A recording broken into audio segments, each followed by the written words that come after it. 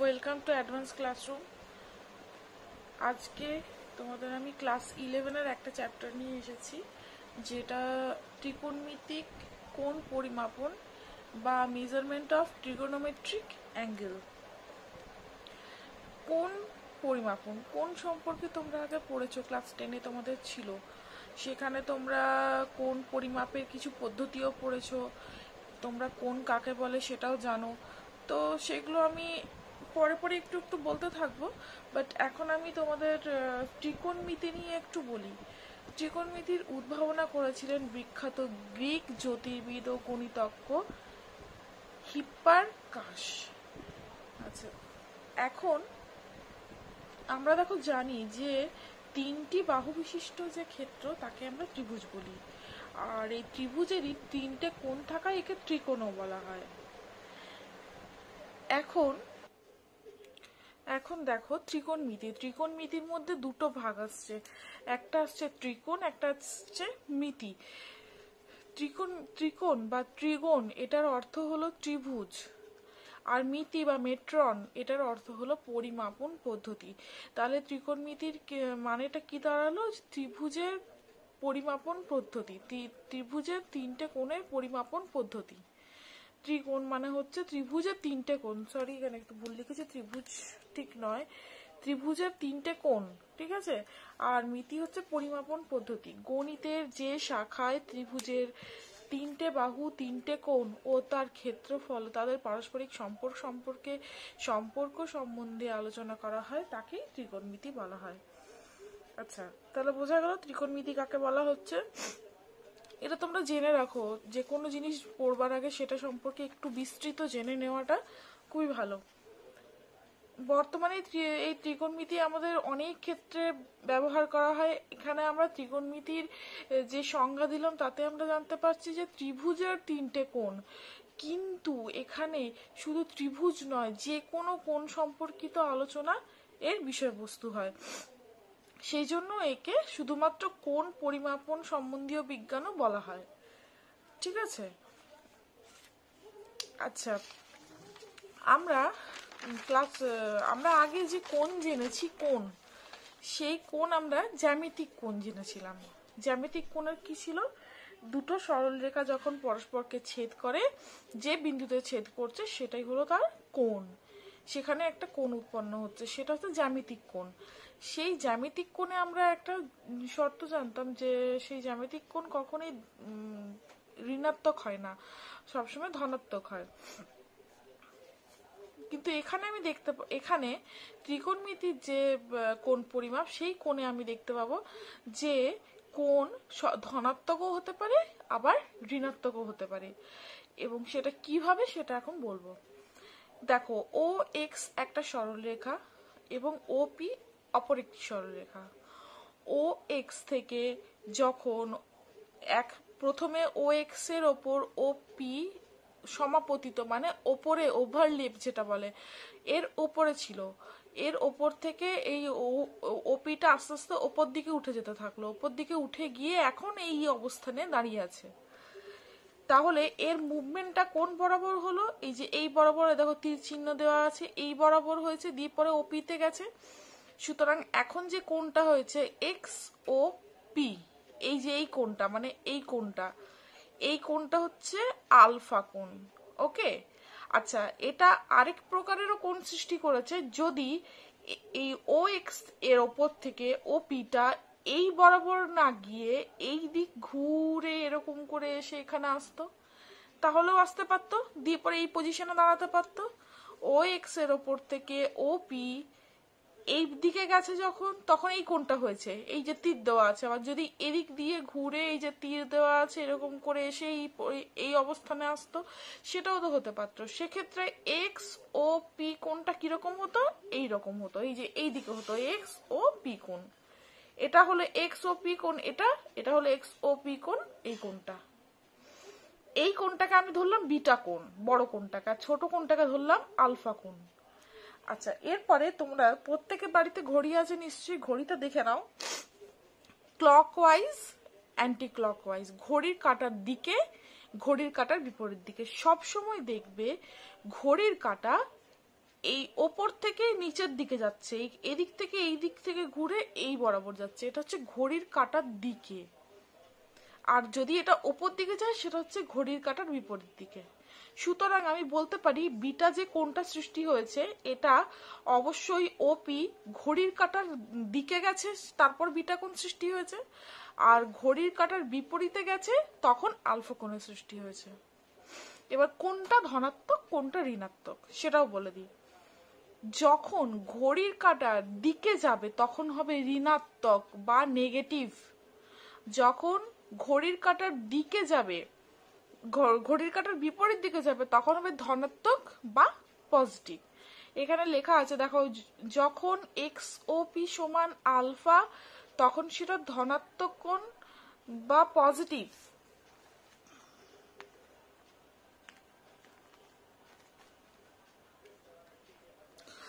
Anti clockwise বা ঘড়ির কাঁটার বিপরীত দিকে। আর ঋণাত্মক কোণ কখন? যখন বিটা তখন ক্লকওয়াইজ বা ঘড়ির কাঁটার দিকে। তার মানে ঘড়ির কাঁটার দিকে গেলে ধনাত্মক কোণ, ঋণাত্মক কোণ হচ্ছে, আর ঘড়ির কাঁটার বিপরীত দিকে গেলে ধনাত্মক কোণ হচ্ছে।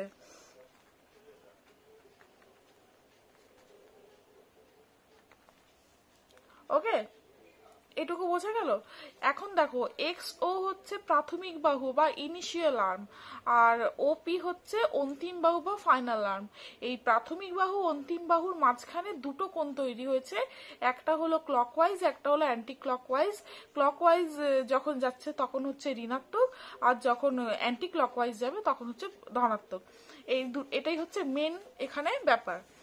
এরপরে আসছি আরেকটা জিনিসে, দেখো এখানে আমি দুটো অক্ষ টেনেছি। অক্ষ ব্যাপারটা তোমরা আগে পড়েছো গ্রাফ কাগজে, এক্স এক্স এক্স এক্স ও এক্স ড্যাশ, ওয়াই ও ওয়াই ড্যাশ, এটা তোমরা পড়েছো, এক্স এক্স ড্যাশ অক্ষ আর ওয়াই ওয়াই ড্যাশ অক্ষ। তো এখানে এরকম ভাবে ভাগ করার পর আমার চারটে ভাগ এসছে। চারটে ভাগের এটাকে বলা হচ্ছে প্রথম পাদ বা ফার্স্ট কোয়াড্রেন্ট, দ্বিতীয় পাদ বা সেকেন্ড কোয়াড্রেন্ট, তৃতীয় পাদ বা থার্ড কোয়াড্রেন্ট, চতুর্থ পাদ বা ফোর্থ কোয়াড্রেন্ট। ওকে, এখন প্রথম পাদের মধ্যে দেখো একটা কোণ উৎপন্ন হয়েছে যেটা হচ্ছে এক্স ও পি।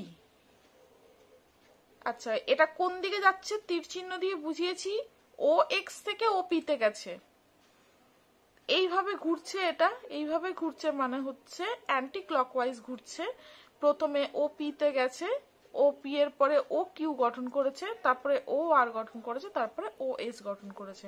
ফার্স্ট কোয়াড্রেন্টে যেটা হয়েছে সেটা হয়েছে ওপি, সেকেন্ড কোয়াড্রেন্টে হয়েছে ও কিউ, থার্ড কোয়াড্রেন্টে হয়েছে ও আর, আর ফোর্থ কোয়াড্রেন্টে হয়েছে ও এস। প্রথম কোনটা বলি এক্স ও পি। এক্স ও পি কোনটা দেখো 90 ডিগ্রির থেকে ছোট। আমি এখানে লিখেছি, কিভাবে লিখলাম, এই দেখো এক্স ও ওয়াই, এটা অবশ্যই 90 ডিগ্রি, এটা অবশ্যই 90 ডিগ্রি, এর থেকে তো এই কোণটা তো ছোট, সেই জন্য এটা 90 ডিগ্রির থেকে ছোট লিখেছি।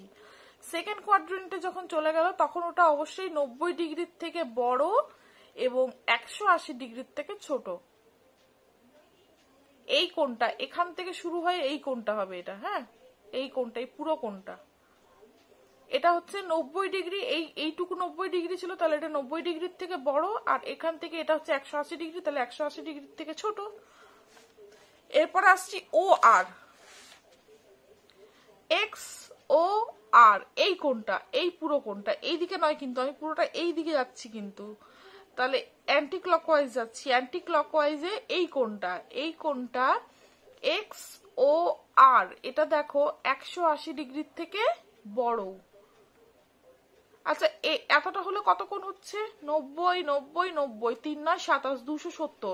তার মানে এটা 180 থেকে বড় হলেও 270 এর থেকে ছোট।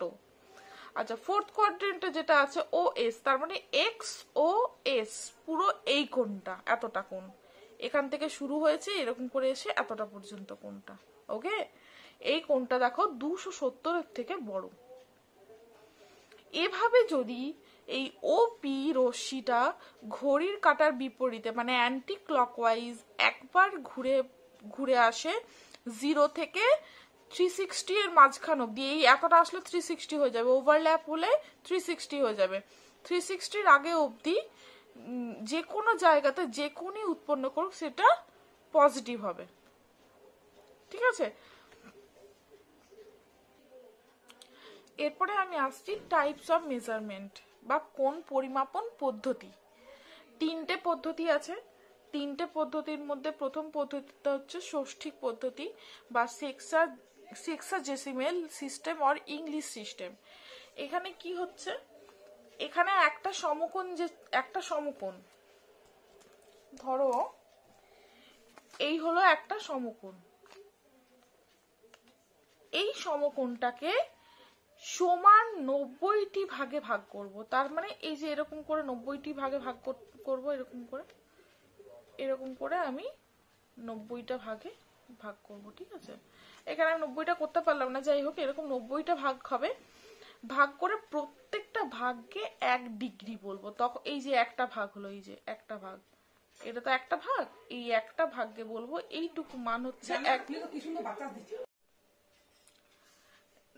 দেখো এখানে এটা সমকোণ, সমকোণকে 90 ডিগ্রি ভাগ, এই পার্টটা হলো আমার 1 ডিগ্রি, এই যে এই পার্টটুকু হলো 1 ডিগ্রি।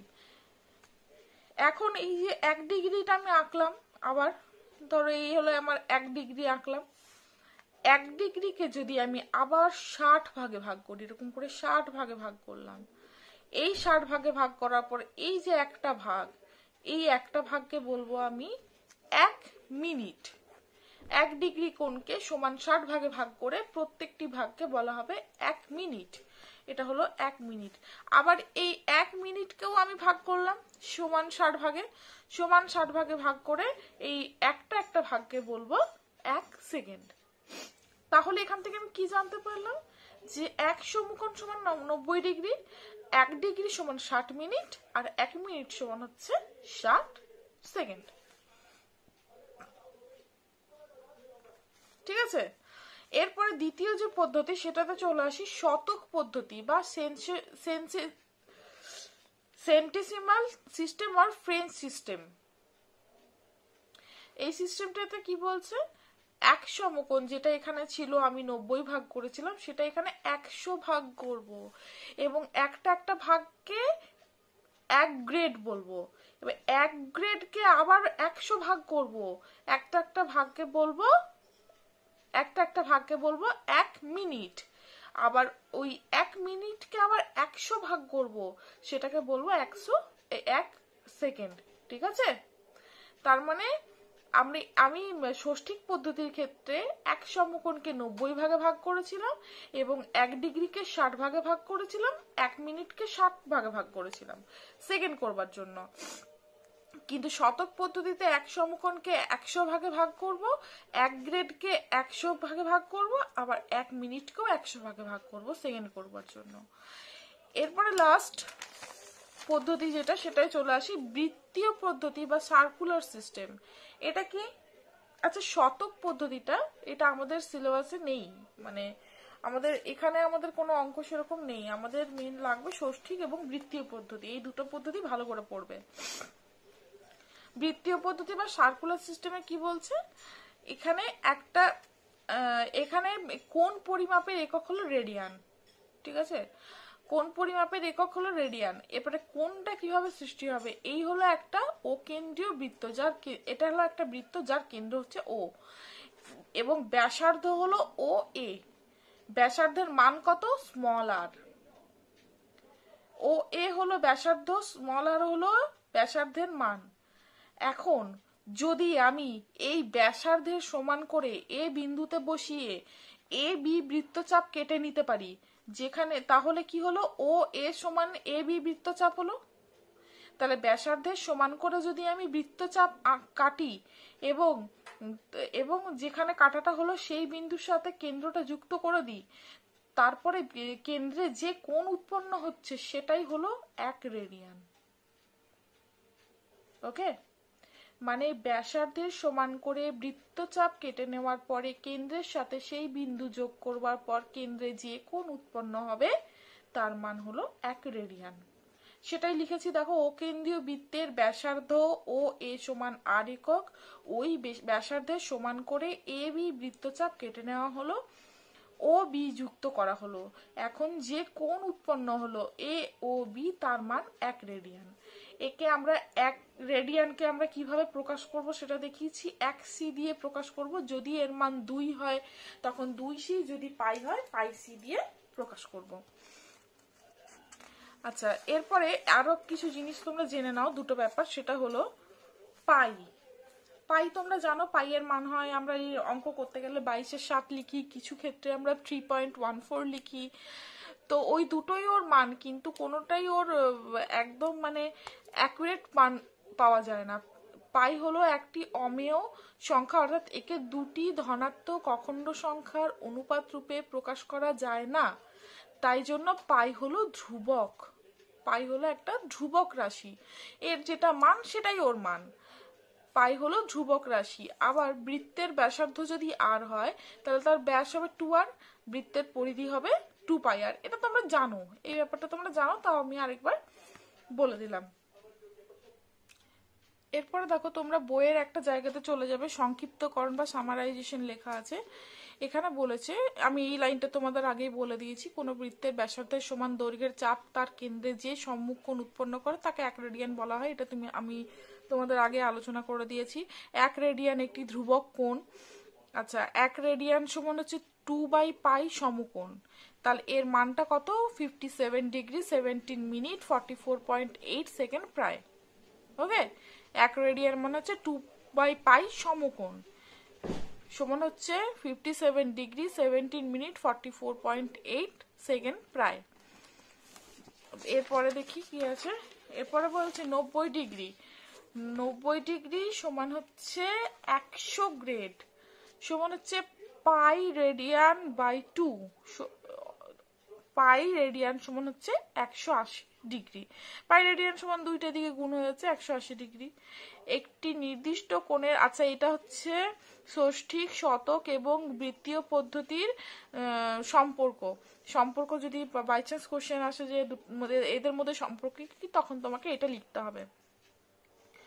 যদি একটি নির্দিষ্ট কোণের পরিমাপ ষষ্ঠিক পদ্ধতিতে ডি ডিগ্রি, শতক পদ্ধতিতে জি গ্রেড এবং বৃত্তীয় পদ্ধতি আর সি হলে ডি বাই 180 সমান জি বাই 200 সমান আর বাই পাই। কোন বৃত্তের ব্যাসার্ধ আর এবং ব্যাস ডি হলে বৃত্তের পরিধি হবে পাই ইন্টু ডি সমান হচ্ছে 2πr, যেখানে পাই হলো ধ্রুবক, পাই এর স্থূল মান 22/7 এবং অধিকতর শুদ্ধ মান হচ্ছে 3.14। কোন কোণের পরিমাপ বৃত্তীয় এককে অর্থাৎ রেডিয়ানে থাকলে তা অনেক সময় উল্লেখ করা হয় না। যেমন পাই c/2, অধিকাংশ ক্ষেত্রে পাই/2 লেখা হয়। তাহলে কোন কোণের মান যদি পাই/2 লেখা থাকে তাহলে সেটা আমাদেরকে ধরে নিতে হবে বৃত্তীয় পদ্ধতিতে লেখা আছে, অর্থাৎ সিতে লেখা আছে, পাই c/2 রেডিয়ানে লেখা আছে। হ্যাঁ, আচ্ছা, তারপরটা এস দৈর্ঘ্য সম্পন্ন চাপ যদি, আচ্ছা এস দৈর্ঘ্য সম্পন্ন চাপ যদি আর ব্যাসার্ধ বিশিষ্টের বৃত্তের কেন্দ্রে থিটা রেডিয়ান কোণ উৎপন্ন করে, তবে থিটা সমান হবে এস বাই আর, বা এস সমান হবে আর ইন্টু থিটা। এই ফর্মুলাটা ভালো করে পড়বে, এটা দিয়ে অনেকগুলো অঙ্ক করতে হবে।